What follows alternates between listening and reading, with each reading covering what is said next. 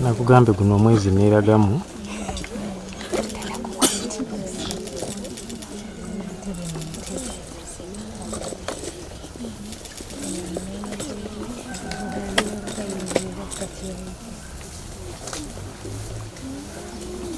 Good afternoon.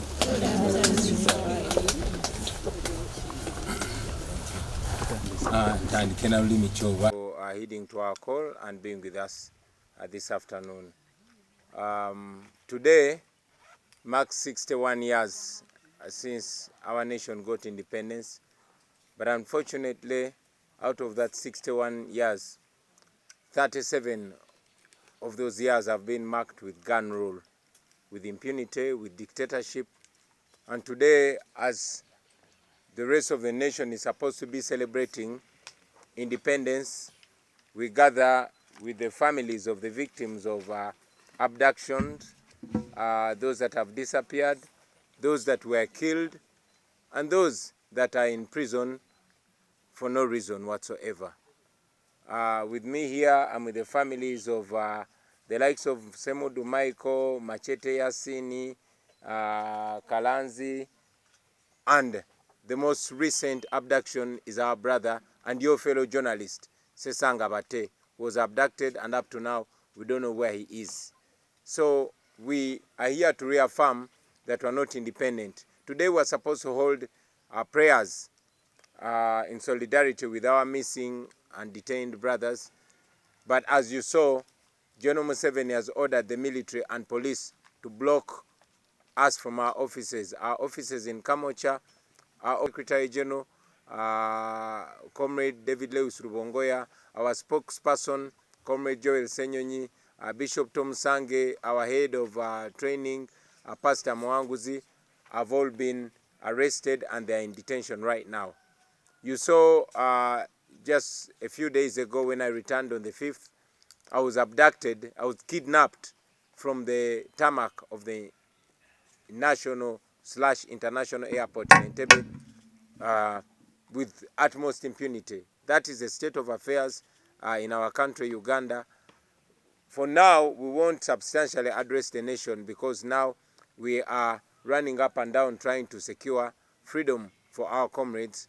But in the coming hours, we shall be substantially addressing the nation and guiding on the way forward.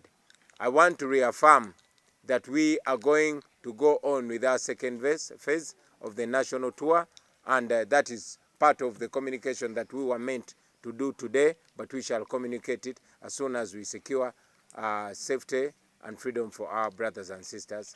I thank you, ladies and gentlemen. Tubaniriza basebo ne banyabo banamawulire olwaleero tubebaza olw'okuwulira omulanga gwaffe ne mujja muwulize bye tulina okwogerako eri eggwanga ate mubyongereyo eri bannansi bannaffe. Olunaku lwaleero nga 9 omwezi gw'Ekkumi mwaka 2023 wegiweze emyaka 61 bukyanga ensi yaffe Uganda efuna bwetwaze oba bukyanga kirangirirwa nti tufunye obwetwaze tuli independent. N'ebigenda maaso mu ggwanga lyaffe byongera okakasa nti tetuli independent. Mwenna mwalabye lwe nakomyewo nga 5 bampambidde ku kisaawe ky'ennyonyi Entebbe, era abantu bangi ne bakwatibwa abasukka mu 3. Olunaku lwaleero tuli wano era ffe nga bannaffe abalala bonna bajaguza ameefuga ga Uganda, ffe tubadde tuli bakusinkana okusabira obulamu n'emyoyo gy'Abaganda baffe abo abawambibwa abatamanyiddwako mayitire, abo abali mu makomera awatali musango, n'abo abaatemulwa. Olwaleero ndi n'ezimu ku famire z'abannaffe abawambibwa, omuli ba Machete Yasini, omuli ba Semudu Michael, omuli ba Damulira John, omuli ba Kibalama John Bosco, omuli ba Sheriff Kalanzi, omuli ba Sanya Mudini n'abalala bangi nnyo.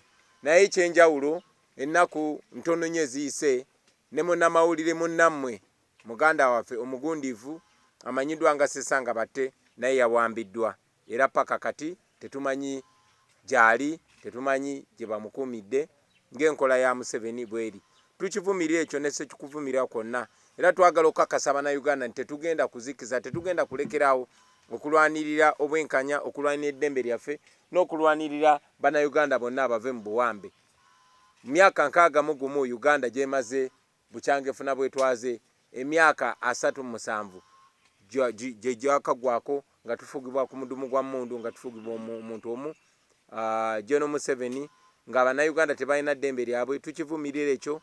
Saawa zino wetwogerera ekitebe kyaffe eky'Ekamooca ne ofiisi yaffe ey'Ekavule zonna zasaliddwako poliisi n'amagye. Abakulembeze bannaffe omuli Secretary General waffe David Lewis Rubongoya, omuli omwogozi waffe Joel Ssenyonyi, omuli akulira entendeka n'okusomesa abantu ennono yaffe gwe bayita Pastor Muwanguzi ne Bishop Tomusange omunaddiini bakwatiddwa era bakyakumirwa ku poliisi awatali musango. Ekyo no tukivumirira, naye twagala kutegeeza Bannayuganda tetugenda kulekeraawo, tetugenda kusirika, tugenda mu maaso nga tulwanirira eddembe lyaffe mu buli ngeri yonna. Era bino gavumenti ya Museveni byeri mukola njagala birememba malamu maanyi, wabula bibongere ate obugumu, mwongere okumanya nti ye ng'omumenyi w'amateeka abuliddwa ekyokukola ekirala okujjako okugenda maaso ng'amenya amateeka. Njagala obakakasa nti ensi yonna eyimiridde naffe, abantu abaagala enkyukakyuka okwetoola ensi yonna bayimiridde naffe, n'amawanga gonna gonna agakkiriza mu ddembe ly'obuntu ne mu demokrasi gayimiridde naffe. Tujja kujja mu bbanga eritali lya wala tubategeeze puroguramu yaffe nga bwegenda okutambula eya second phase. Olunaku lwaleero tuyinza obutayogera nammwe mu bulambulukufu kubanga tukyali kaweefube okumakinga sure bannaffe abawambiddwa n'abakwatiddwa bafuna eddembe lyabwe eryobwe bange nga bava ne mukomera. Mwebale bannamateeka baffe baabakanye edda n'omulimu ogw'okumakinga sure bataasa baganda baffe obajja mu nkomyo, si Kiraroodi wokka ne mu bitundu by'eggwanga eby'enjawulo, kubanga tulina information tibagenze bakwata n'okwamba abawagizi n'abakulembeze ba NUP okwetoloola ebitundu eby'enjawulo, si mu Kampala wokka. So bannamateeka baffe baabakanye edda n'omulimu ogwo era tukakasa nti bannaffe bajja kuba either nga bavudde mu kkomera oba nga tumanyi awatuufu we basibiddwa na misango ki egy'ekimpatira gye babaguddeko. Ekya poliisi n'amagye okulemera ku bitebe byaffe, tetusobola kubuulira mumenyi w'amateeka ate ng'alina okukuuma amateeka di wagenda kuddamu nsonyi nakuddamu buntu bulamu. Naye tuzze tukibagamba nti omuntu akunyigiriza tekigenda kuva mu buntu bulamu bwe alekerawo okunyigiriza, wabula kigenda kuva mu kwerwanako kwo gwe ng'omuntu okumakinga sure tibalekerawo okunyigiriza. Thank you. Yes, our lawyers have already embarked on the task of ensuring that they secure freedom for our comrades and members and our leaders, to either secure their freedom or at least make sure that they know where they are being detained and what charges they have slapped on them. But we assure that all our comrades will soon be free because none of them has committed any crime whatsoever. About the police and military deploying their men on our offices and whether or not they will leave anytime soon, we cannot know what is in the plans of our oppressors, but we've constantly been told that freedom cannot be given freely to the oppressed, it must be taken. So we are not appealing to the conscience, to the moral conscience of our oppressors because they have zero. We cannot depend on the morality of our oppressors to stop oppressing us. We have to assert our freedom because this freedom, even constitutionally, is not given by the state. It's mandatory. It's given by God and confirmed by the Constitution. So we shall keep pushing until they leave us in our freedom, which is enshrined in the Constitution. Well, we believe that these actions are inspired by fear, inspired by panic, and these actions are taking place because the people perpetuating them know that they are wrong, know that they are criminals, know that they are in office illegally, So they are only extending their downfall, which is clearly imminent. So yeah, while this continues, we continue to push not only locally but internationally. We know that many international powers that have been enabling General Museveni's government of blood and national shame are slowly but steadily disentangling. We know that very soon General Museveni and his criminal regime are going to be left alone, and that will be our ideal time to crush it once and for all. Programu yaffe eya second phase ebadde ina kutandika ku Lwakusatu luno okwosa enkya, era tulinze bannaffe bonna bateebwe, then tugenda kuvaayo n'ennambulula entuufu, era yonna gye tulina okubeera batulinde tujja batuukako. Yeah, ideally our second phase of the national tour is meant to start on Wednesday this week. Yeah, but with all this disorganization and our leaders in incarceration, we want to get all of them out, and we shall substantially communicate to the nation. Your plan this time, because whenever you take to the street or move around the country, police comes up and alleges there are bombs. There is a bomb scare every city. And this time, part of our mission, our entire mission, our overall mission is to remove a dictator and have a free Uganda. But part of that mission is to expose the impunity, to expose the lies and the inconsistencies that have been in the Museveni regime. For a long time, since the days of their rebellion, they were doing terrible things and naming other forces and elements. But now, we all know that all these have been false flag operations, that Museveni and his regime are the actual criminals. Yes, you mentioned that when we announced our nationwide tour, that's when they announced that there were bombs. Those bombs have not affected the concerts, they have not affected the crusades and churches, they only affect Kyagulanyi. That means these are government operations. These are Museveni operations, these are their criminal elements. So that should show us, bigger than what we're talking about, they should show us that most of the terrorist attacks are actually not, very distanced from Museveni and his criminal regime, and we should interrogate that further.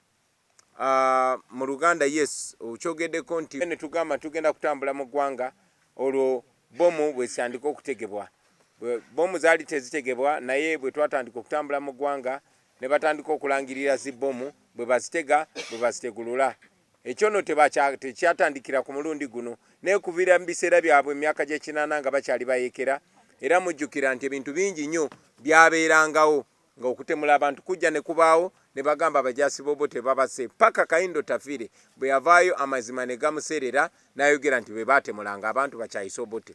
Ekyo nno kitulaga nti kisobokera ddala okuba nti bwe batega ne zibbomu zino nga bwe bazitegulula batiisetiise abantu. Omuntu bw'oba osobola okwambala uniform ya Civil Aviation Authority n'ojja n'owamba omukulembeze ku kisaawe ky'ennyonyi, kyekisobola okugaana okwambala ng'aba ADF n'ogenda n'otemula abantu e Kasese. Ekyo nno njagala bannayuganda batandikirawo okufumiitiriza bamanye terrorist omutuufu y'ani era baani ababadde batemula abantu baffe. Ekyo ekibuuzo ndowooza kankiddemu ku lwa famire z'abannaffe abaabuzibwawo n'abo bali mu makomera awatali musango. Yes, kyanaku bannaffe abasinga obungi bali mu makomera awatali musango, era ng'oggyeko amakooti ga wano ge tutalinamu ssuubi, Museveni twamwalawala ne tumutwala mu kooti y'ensi yonna gye bayita International Criminal Court, era kati waliwo n'emisango emirala egyagala omuggulibwako. Nyina n'emikwano gyange oluvannyuma lw'okumpamba ku kisaawe juzi, waliwo n'emikwano gyange bannamateeka okwetoola ensi yonna baagala kutwala Museveni mu UN bamuguleko n'omusango omulala. Twesiga amakooti ga nsi yonna kuba tumanyi nti Museveni gaatya. Nabagambako bannayuganda nti gye buvuddeko emabega okulaba nti Museveni yatya okutukyankalanya nga tutambula mu okwetoola eggwanga, si kuba nti yali akyusiza empisa ze, ne kubanga akazito k'ekkooti y'ensi yonna kaali kamutuddemu.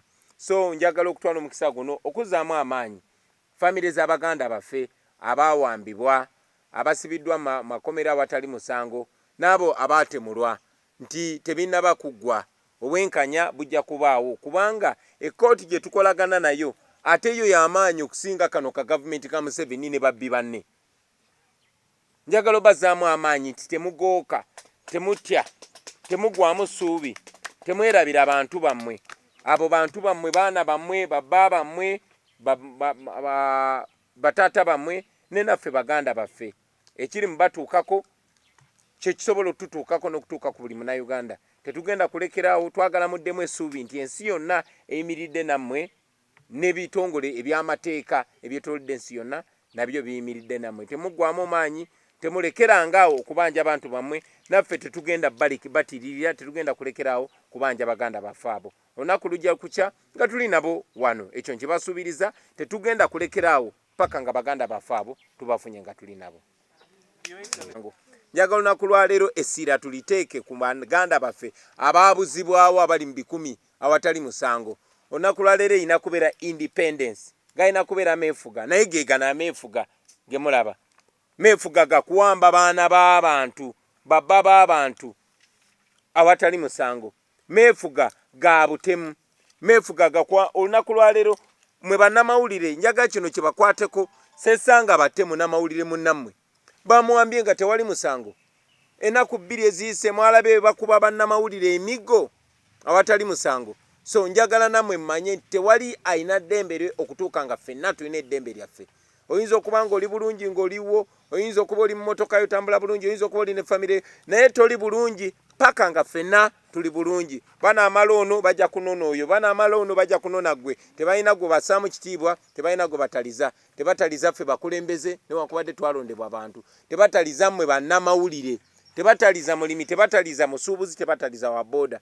N'olw'ensonga eyo ffenna kitukakatako okwegatta tulabe nga tutasaba naffe n'eggwanga lyaffe okutwalira awamu, twewonye bano abatemu, twewonye bano abatuju. Mwebale nnyo, mwebale ddala bassebo ne bannyabo. Musange William Bifachi from Mityana North. I'd come to lead prayers, but they're not allowing us to go for prayers. So the nation cannot move like this. So we are requesting you to go and pray for our people that died, and you cannot allow us to pray. So which nation is this? The nation is going far. So, sir, we are requesting that we go and pray for the people. We go. Basebo ne banyabo. Nze Bishop Musange William Bifachi okuva mu Mityana North Mbeera Kiyoganyi.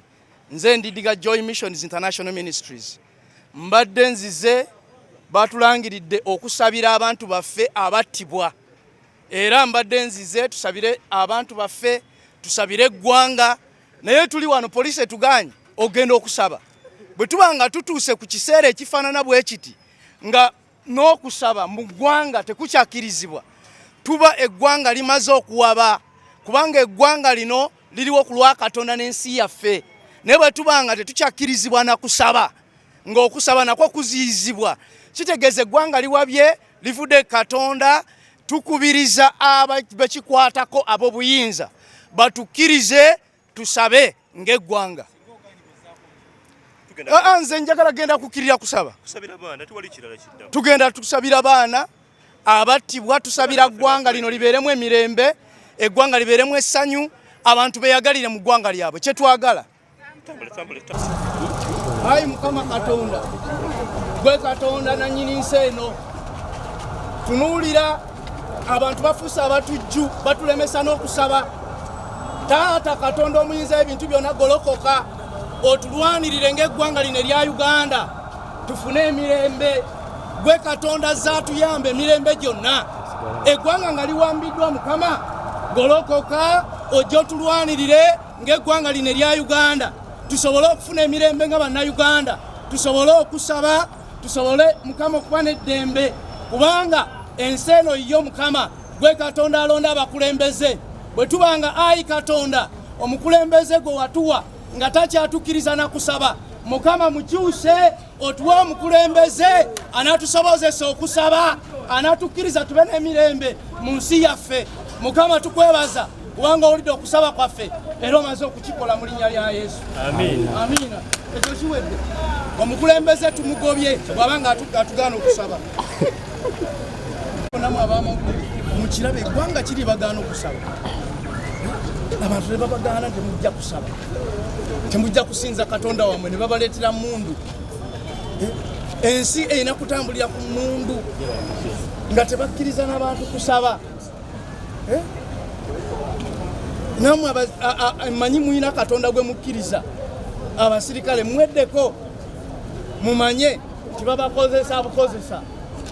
Faza, embeera eno efaananako neyo gye bayogerako mu Bayibuli. Tomusange. Eno embeera gye bayogerako mu Bayibuli. Mityana North. Tomusange William. Nze Bishop Tomusange William Bifaaki. Nga mbeera Mityana North. Nkulembera obuweereza obuyitibwa Joy Missions International Ministries. A difference, because if the leaders of this nation cannot even allow us to pray, we have to pray God to bring a difference, God to bring a change, to bring a leader that will allow people to go for prayers. A young lady, police lady, and there is nothing serious she's talking about. I wanted to know, especially about people who had been arrested at the press conference, those who are coming from Greater Mukono, one of them being in Akwede. I thought I had the special reasons for me to stand in for them. So I wanted to know why they had been arrested. 1, 2, the procedures and processes that are going to take place going forward. So they told me that these people are here as visitors like me. I asked them that what type of visitor would come through an arrest that has been conducted so arbitrarily and violently. So they laughed it off. So when you start to talk to police officers, but they fail to address you seriously and instead they choose to take you for a joking session, that is what has happened there. Eventually they told me that these people are making a statement, yet they can't reveal the offenses, and that I should come back here at 4 p.m. That's when they will be able to address me about the processes that are coming to, that are going to take place as we seek for their release. So it's that everything here, whatever is going on, is a real mockery. You cease even to look like a member of parliament, because you would think that if police officers see MPs, they would address us seriously, but there is no one to address you on anything serious. Just the people who are pushing you around, laughing, making all sorts of jokes. So that is it. What I've seen is that our colleagues have been moved from this car vehicle and taken up there. I don't know if they are really writing the statements, because no one can write a statement without a lawyer. The lawyers have been stopped, so we don't know exactly what is happening. We are here like, the way they have categorized us, like we are real fools for that day.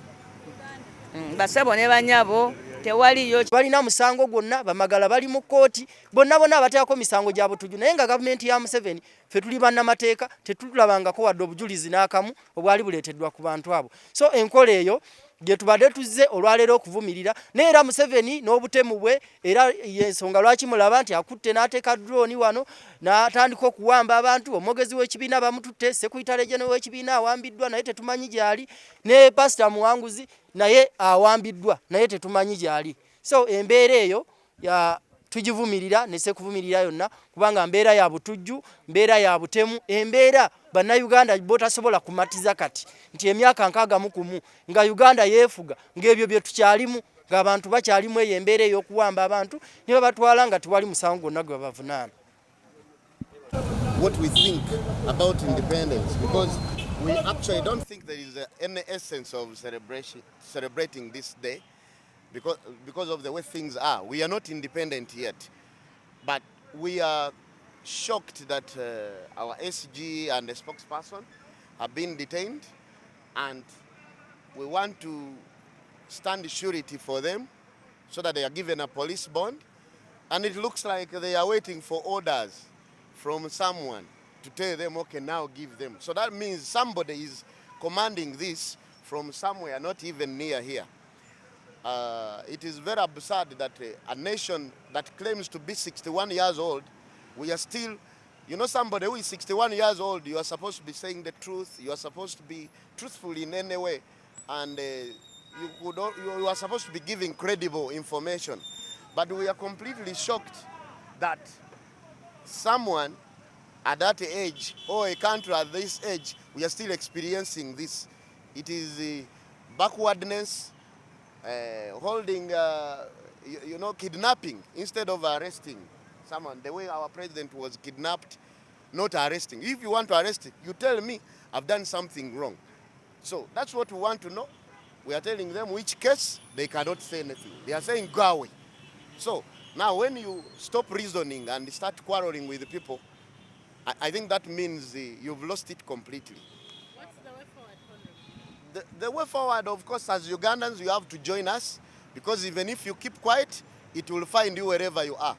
In terms of high prices, in terms of poor health service, in terms of poor education sector. These are the things we are telling you, which show that we are not yet independent. Whatever the president was saying yesterday in his speech, everything was contrary. They've not done it. Yes. Ekigenda maaso tuli wano ku Kira Road Police Station era nga bakulembeze bannaffe bakwatiddwa.